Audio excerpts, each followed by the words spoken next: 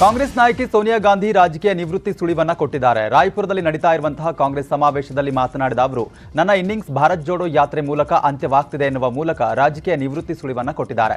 2004 ಮತ್ತು 2009ರ ಗೆಲುವು ತೃಪ್ತಿ ತಂದಿದೆ ಅಂತ ಹೇಳಿದ್ದಾರೆ. Our victories in 2004 and 2009, along with the able leadership of Dr. Manmohan Singh ji, gave me personal satisfaction. But what gratifies me most is that my innings could conclude with the Bharat Jodo Yatra.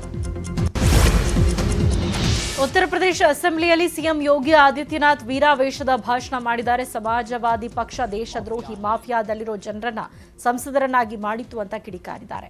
Prayagraj ಹತ್ಯೆ ಬಗ್ಗೆ ಮಾತನಾಡುವಾಗ ವಿಪಕ್ಷಗಳ ವಿರುದ್ಧ ಯೋಗಿ ಆಕ್ರೋಶ ಹೊರಹಾಕಿದ್ದಾರೆ. ರಾಷ್ಟ್ರ ರಾಜಧಾನಿ ದೆಹಲಿಯಲ್ಲಿ ಏಕಾಏಕಿ ರಸ್ತೆ ಕುಸಿದಿದೆ. ಫೆಬ್ರವರಿ 22ರಂದು ಆರ್ಕೆ ಪುರಂನ ರಸ್ತೆ ಕುಸಿದಿದೆ. ರಸ್ತೆ ಮೇಲೆ ಮಲಗಿದಂತ ನಾಯಿ ಹಾಗೂ ಒಂದು ಬೈಕ್ ಕಂದಕಕ್ಕೆ ಬಿದ್ದಿದೆ. ಘಟನೆಯ ದೃಶ್ಯಾವಳಿಗಳು ಸಿಸಿಟಿವಿಯಲ್ಲಿ ಸೆರೆಯಾಗಿದೆ.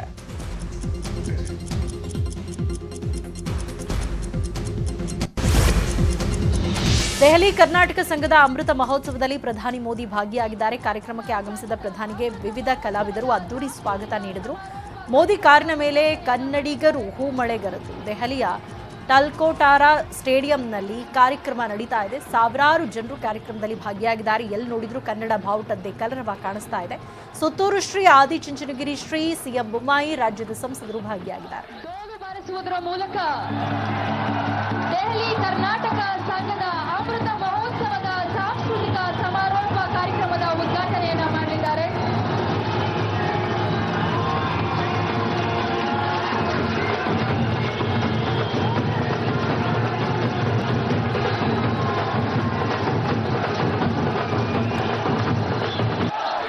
ಬಾರಿಸುವುದರ ಮೂಲಕ ದೆಹಲಿ ಕರ್ನಾಟಕ ಸಂಘದ ಅಮೃತ ಮಹೋತ್ಸವದ ಸಾಂಸ್ಕೃತಿಕ ಸಮಾರೋಪ ಕಾರ್ಯಕ್ರಮದ ಉದ್ಘಾಟನೆಯನ್ನ ಮಾಡಲಿದ್ದಾರೆ.